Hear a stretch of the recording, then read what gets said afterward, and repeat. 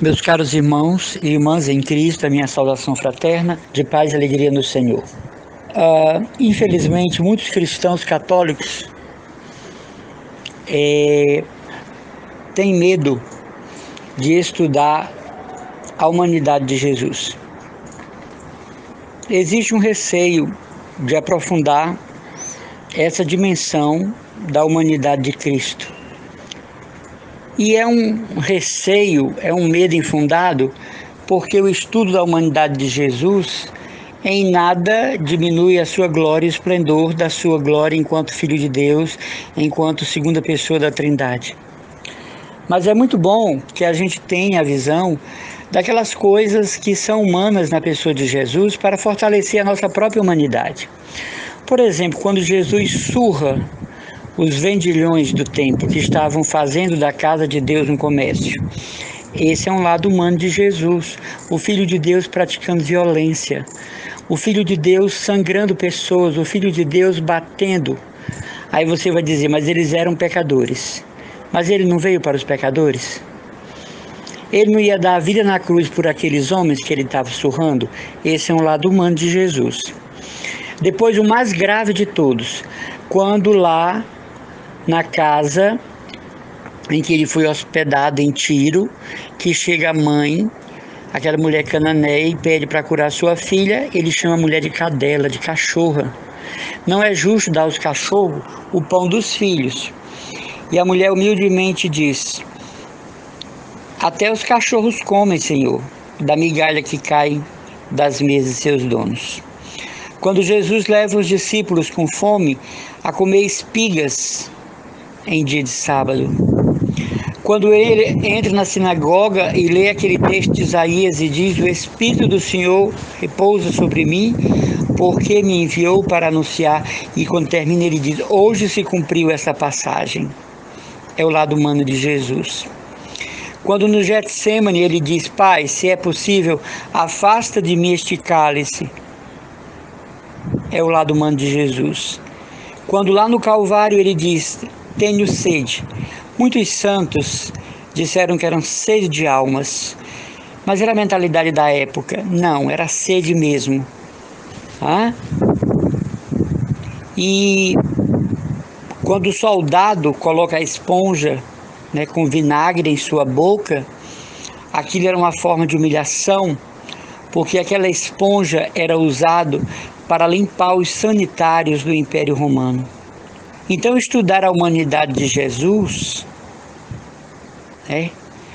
quando somos chamados a comparar a divindade com a humanidade, não há prejuízo para a divindade. Mas eu preciso saber que Jesus foi homem igual a mim, menos no pecado, mas que teve emoções, que teve sensações, que passou por situações vexatórias. É tanto que são mais de 16 passagens em todos os 4 evangelhos que diz, e saindo no meio do povo, foi para a região de Sidônia, foi para Tiro, foi para os confins da Galileia. Quando Jesus tirou o demônio e colocou naquela manada de porcos, é um lado humano de Jesus, a fúria. Então é bom a gente conhecer a humanidade de Jesus, que faz muito bem à nossa alma, ao nosso crescimento humano. Uma das grandes estudiosas da humanidade de Jesus é Santa Teresa d'Ávila. Santa Teresa tinha uma paixão pela humanidade de Jesus. Querer saber de Jesus enquanto rapaz, jovem, homem. Não são só os evangelhos. Tem os textos apócrifos que a igreja aprova enquanto estudo. Tem informações literárias que a igreja aprova enquanto estudos. Tem contextos de autores não cristãos, como Gibran, Khalil Gibran, que a igreja aprova enquanto estudos. A história conta que não está nos evangelhos, mas que quando Jesus era jovem, ele chegou na casa de uma moça, filha de uma família nobre, e o nome desta moça era Susana. E ele pediu um copo d'água e ela trouxe numa taça de prata. E ela ficou encantada pela figura de Jesus, pela beleza extraordinária de Jesus. Khalil Gibran conta que as moças da Galileia se agrupavam para ver Jesus passar para a sinagoga. De tão belo que era, formoso. Aí você diz, mas aí isso não está na Bíblia. Então você é um protestante, né? Que segue literalmente, fanaticamente, os textos bíblicos. A Bíblia não fala em Coca-Cola. A Bíblia não fala no Shopping Iguatemi. O que é que você está fazendo lá? A Bíblia não fala em BBB. Você falta à missa para assistir o BBB. Você está faltando seu grupo de oração para assistir a novela, né? Pantanal. E não tem Pantanal na Bíblia. Não tem BBB na Bíblia. Então você comete o pecado de hipocrisia de dizer eu só creio no que a Bíblia ensina. Né? A Bíblia não fala em exército de São Miguel e você faz parte. Paga muito dinheiro por mês, não é? Então nós temos que acabar com essa hipocrisia de dizer eu só faço o que a Bíblia diz. Primeiro que a Bíblia está submetida à igreja. O magistério da igreja, o depósito fidei, é quem tem autoridade para dizer o que aquele texto bíblico significa. Quando Jesus se perde dos pais na festa da Páscoa e passa 3 dias andando pelas ruas de Jerusalém e é encontrado entre os doutores da lei, é o lado humano de Jesus. Quando Nossa Senhora amavelmente, meu filho, por que fizeste isso comigo e com teu pai? Não sabias que eu deveria estar ocupado com as coisas do meu pai? É o lado humano de Jesus, uma grosseria de Jesus com Maria. E no que é que isso fere a sua divindade? Em nada.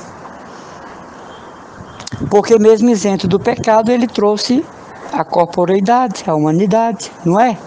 Mesmo isento do pecado, ele não tinha, digamos assim, nenhuma ausência dos rudimentos humanos. Ele paga imposto, manda tirar a moeda da boca do peixe, que nós sabemos que isso é um gênero literário, isso não aconteceu. Imagina, Jesus fazia um peixe vir com uma moeda na boca. Hoje uma criança de 6ª série questionaria isso, mas é uma metáfora. Jesus paga imposto, imperador. Pois o problema o seu é dinheiro, eu pago dinheiro. Isso é o lado humano de Jesus.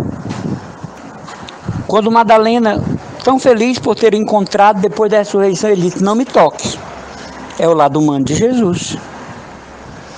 Quando ele vai lá para a praia e os discípulos não acreditam que seja ele pede para comer peixe ou que eles estiverem lá, é o lado humano de Jesus, muito embora ele tivesse glorificado. Então é bom saber da humanidade de Jesus para nós termos uma segurança na cristologia. A coisa mais triste é um católico desavisado e pego por uma pessoa instruída com uma pergunta dessa natureza. Como é que Jesus bateu nos vendilhões do templo e foi dar a vida por eles na cruz? Como é que você responderia isso? Como é que Jesus, que é o Salvador, o amor, a divina misericórdia, conforme Santa Faustina, chamou aquela mulher cananeia de cadela, cachorra? Então, a pessoa precisa estar instruída para explicar que isso em nada prejudica a sua divindade e que a humanidade de Jesus é uma fonte inesgotável de recursos para as nossas próprias virtudes. Como procederia Jesus? Ele que disse, o teu sim seja sim, o teu não seja não. Ele que disse, eu sou o caminho, a verdade e a vida. Ele que disse, ninguém vai ao Pai a não ser por mim. Ele que diz, eu vim ao mundo e o mundo não me conheceu. Então a humanidade de Jesus é um estudo maravilhoso. Agora, uma orientação. Existem alguns autores que, exagerando na exegese, colocam Jesus como um ser humano comum e por isso suas práticas. Então, não é? Em um livro que está fazendo muito sucesso aí nessas livrarias, que eu não vou citar o nome para não dar ibope, é O Grande Iludido. O autor é um judeu que mora aqui em Fortaleza e escreveu um livro, O Grande Iludido, chamando Jesus de um farsante, né? Um fascínio, um cafajeste. E esse livro já bateu o recorde de venda.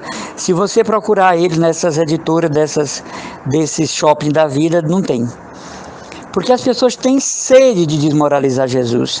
As pessoas têm sede de provar que ele não existiu, que ele não ressuscitou, que ele era um judeu errante, que ele era um homem como qualquer pessoa, que era um andarilho pelo mundo, que era um grande fantasioso mestre, um guru. Ora, tem quem diga que Jesus esteve na Índia. Tenha misericórdia. Tenha misericórdia. Jesus andava a pé e se usou burrico foi quando fugiu para o Egito com a mãe, quando entrou em Jerusalém. Como é que vai para a Índia numa distância? E outra coisa, né? A história desconhece isso. Até Flávio Josefo, que é o grande fanfarrão, o grande cafajeste judeu, não diz isso. É importante estudar a humanidade de Jesus. Ter dela um conceito firme.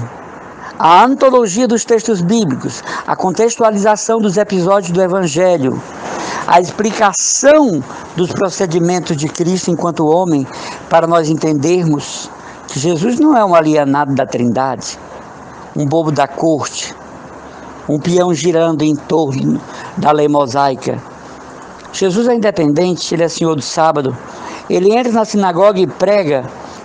E todos os saduceus, fariseus, zelotes chegam a dizer como ele fala bem de todas as coisas. Vejam, o povo o segue. Então é um mestre incomparável, mas um homem. E como o homem teve as suas atitudes.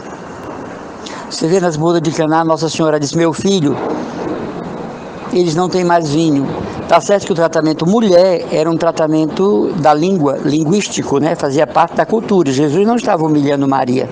Mulher, a minha hora ainda não chegou. É o lado humano de Jesus. Ele podia ter dito: sim, mãe. Como é, mãe? Como é que nós vamos resolver esse troço aqui? Não. Mulher, a minha hora não chegou. Mas Nossa Senhora usa a sua autoridade de mãe. Ela vai dizer: eu não sou uma barriga de aluguel, eu não entrei de gaiata no navio. Façam tudo o que ele disser, porque ela sabia que ele era Deus. Olha aí você que é evangélico. Maria é uma mulher qualquer? Pois ela deu ordens no Filho de Deus. Uma mulher qualquer faria isso? Ela foi mãe, usou da autoridade materna. Olha aí você que é protestante, filho de Martinho Lutero e João Calvino. O primeiro milagre de Jesus foi obtido por uma mulher, que valia muito pouca coisa na época. E Jesus obedece a sua mãe por quê? Porque sabe que ela é espelho de justiça, torre guarnecida, de Davi com a arma bem fortalecida, de sua caridade sempre abrasada, do dragão a força foi por vós prostrada. Ó mulher tão forte, ó invicta Judite, que alentaste o sumo Davi, do Egito curador, de Maria nasceu o Salvador. Toda és formosa, minha companheira, nela não há mácula da culpa primeira. Então Jesus é homem como todos, menos no pecado. Jesus se divertia com os apóstolos, com certeza. Jesus dançava muito bem as danças judaicas, com certeza, e devia ser uma coisa linda. Jesus contava anedotas. As parábolas de Jesus são coisas do corriqueiro, são historietas do povo. Não eram coisas inventadas por ele. São historietas que vêm de tradição judaica, né? Ninguém tinha um manuscrito da Torá em casa. Era oralmente transmitido pela tradição judaica os mandamentos da lei de Deus.